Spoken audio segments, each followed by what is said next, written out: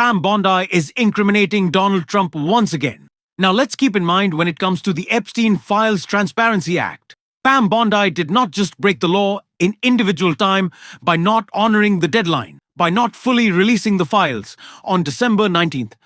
Pam Bondi is still breaking the law every single day. In an unearthed, resurfaced, leaked clip is showing exactly why we are going to get into it all.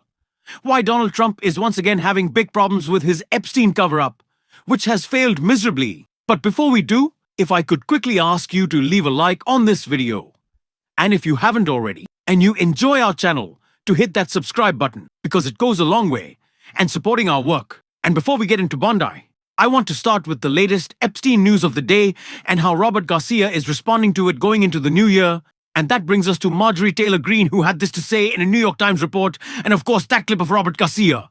The New York Times report that Trump yelled at Marjorie Taylor Greene, telling her, "My friends will get hurt if the Epstein files are released," and told her the Epstein victims had done nothing to merit the honor of meeting him in Robert Garcia's. Responding to this cover-up at large in this clip right here. We're getting files that are being overly redacted. We're getting other files where survivors' names are actually mentioned. And yet, who's not being, of course, redacted? We have to look at all the files in front of us and see who is being protected. There's also, in this case, very seriously, as we know, names of co-conspirators that are possibly being protected and hidden by Pam Bondi and by the FBI and the DOJ. That is incredibly concerning. And so we're going to expose survivors, but protect co-conspirators and pedophiles. That is, right now, Donald Trump's Department of Justice. And I'm so glad that the American public is finally seeing that this is a massive White House cover. I know we talked about it in an earlier video about Marjorie Taylor Greene and what she is alleging that Donald Trump said on that screaming phone call. And I totally believe every word of it. It would be very difficult for me to believe everything Marjorie Taylor Greene ever said in any other instance. But when it comes to Donald Trump screaming on a phone call, I completely buy that. And this also seems to track around the same day. What did Donald Trump say? Like, he blew his pipe or something. Remember the day you couldn't speak? And it was kind of around this release. It's certainly possible that could have been the day. So a lot of these tracks usually don't believe Marjorie Taylor Greene, but a lot of these tracks and on what Robert Garcia had to say. Why it's so important to what's going on with Bondi is we need more Democrats reiterating this point. It's something that Eric Swalwell has done. Ro Khanna did it on night one, saying that he would press charges against Pam Bondi. But to me, knowing that this is a larger operation, as was Epstein's criminal cabal, we have to let every single person involved know that they will be held accountable if you so much as get Pam Bondi a cup of coffee. As I continue to reiterate, yeah, you are violating the law. You and the rest of the DOJ apparatus that is there to serve Donald Trump is violating the law. And we know that this cover-up is obviously taken on this very political path. And it was always destined with Donald Trump. But I think before we get into the unearthed Bondi clip, I think it's very important to hear what Donald Trump most recently said about Epstein, because it kind of colors everything happening right now. Other people, but I think it's terrible. Look, I like Bill Clinton. I've always gotten along with Bill Clinton. I've been nice to him. He's been nice to me. We've always gotten along. Respect him. I hate to see photos come out of him, but this is what the Democrats, mostly Democrats, and a couple of bad Republicans are asking for. So they're giving their photos of me too. Everybody was friendly with this guy. Either friendly or not friendly, but he was around. He was all over Palm Beach and other places. The head of Harvard was his best friend, Larry Summers. And Bill Clinton was a friend of his, but everybody was. I actually threw him out of Mar-a-Lago. And as a person that was in Mar-a-Lago, I threw him out. This is Mar-a-Lago. It's the hottest place I think it's the hottest place in the world, but it's the hottest place in Florida. And everybody would come here. He'd come here. We actually threw him out.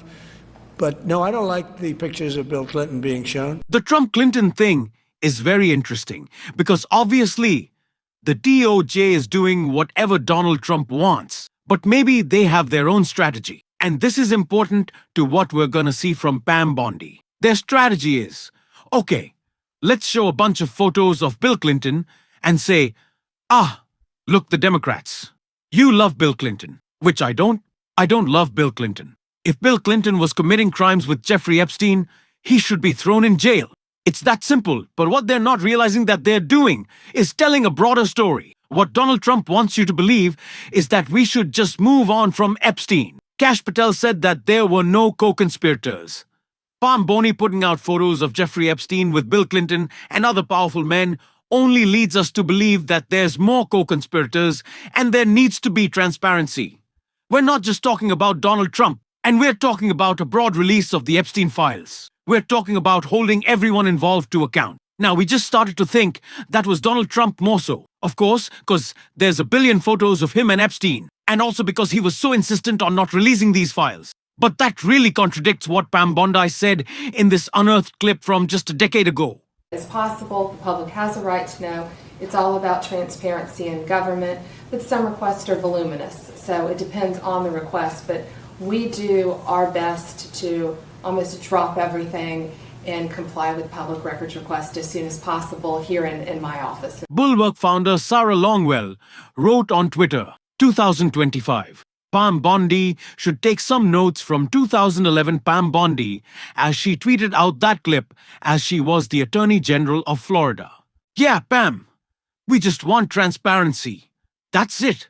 This isn't political. And so often Republicans are so willing to just give away the game whenever they talk for extended periods of time. And this is one of them. You know, when they talk about how Democrats are politicizing this, and Democrats are just now caring about Epstein because it hurts Donald Trump. 1, it's an admission that it hurts Donald Trump. 2, it's an admission that you fundamentally view this as something that's political. That's not the case. Democrats want justice for survivors. They want justice for victims. They want these people to be held account.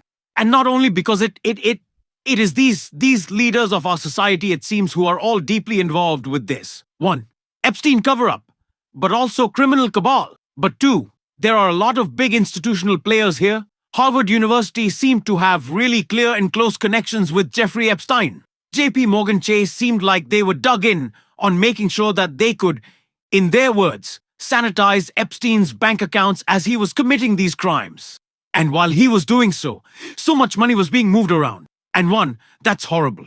And the people who did that and were, outwardly talking about it should be held accountable. That's obvious. But 2, if that was happening, then what leads us to believe in any world? It's not happening. There needs to be more regulation of financial entity. I think we can all agree on this. Banks should pay, right? Right? If giant financial institutions that made, what was the number that I saw? I don't wanna go too crazy with this. I think it was 93.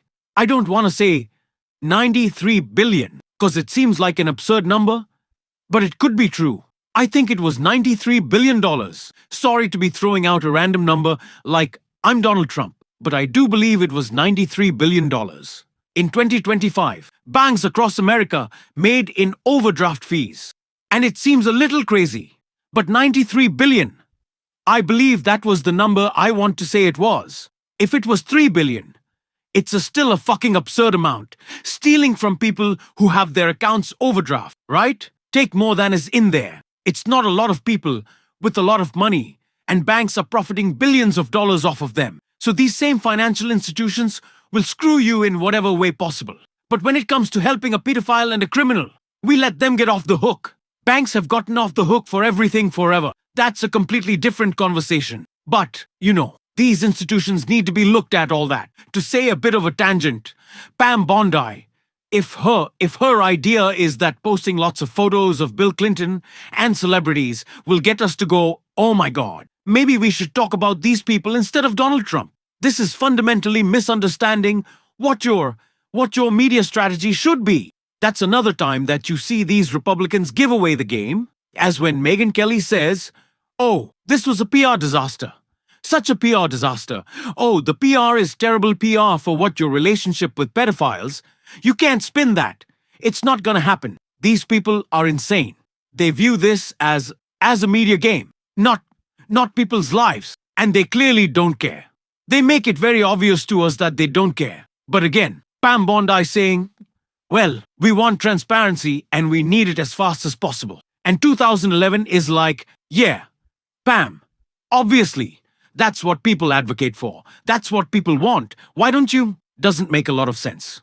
So what they're trying to communicate is don't talk about Donald Trump. Talk about Bill Clinton. But that leads me to believe maybe we should just be talking more about other co-conspirators. Another thing that Donald Trump wants you to not talk about, think about, or believe is that this cover-up goes past just this administration. He wants you to think that this kind of just started. He also wants you to think that it just ended, right? Donald Trump, I think in his mind believed when he signed the Epstein Files Transparency Act, he was pissed about it. Sure, they literally shut down the White House and send all the press out. But in my mind, Trump did that and goes, ugh, okay, now we don't have to talk about this anymore. Now I'm done. I've had it. I said, how Donald Trump said, well, I've had it. We love Don Lemon. I should probably have Don on this show. He's a busy guy though. Let me know what you want to see in the new year. I'm very excited for it. We get some big stuff coming that I'm excited to share, but let me know until next time. I'll see you soon.